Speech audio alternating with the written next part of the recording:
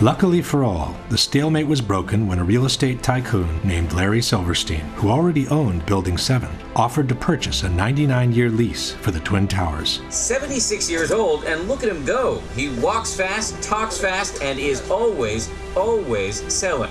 Silverstein seemed in a big hurry to close the deal.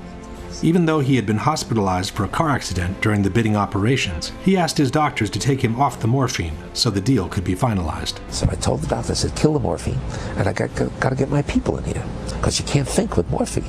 So they let the morphine run down. The pain was terrible, but I brought everybody together, and that's when we framed our best and final bid. On July 24, 2001, Larry Silverstein celebrated the acquisition of the Twin Towers with a public ceremony. Silverstein signed the lease on the World Trade Center just 6 weeks before 9/11.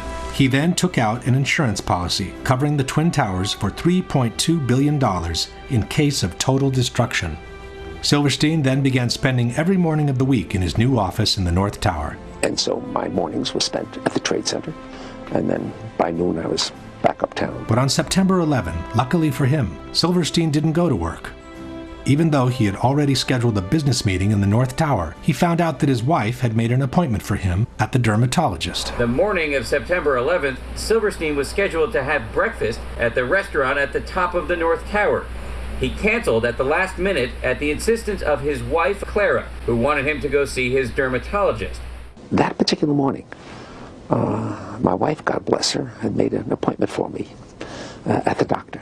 And I said, okay, yes, dear, I'll go. Everyone who was in that restaurant that morning perished.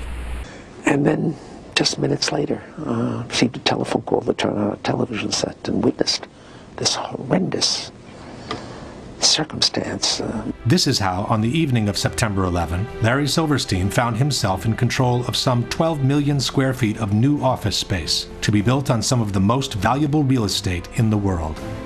And since the terrorist attacks had been two separate events, contended Silverstein, the insurance companies would have to pay him $7 billion to rebuild what he has always been calling My Three Towers.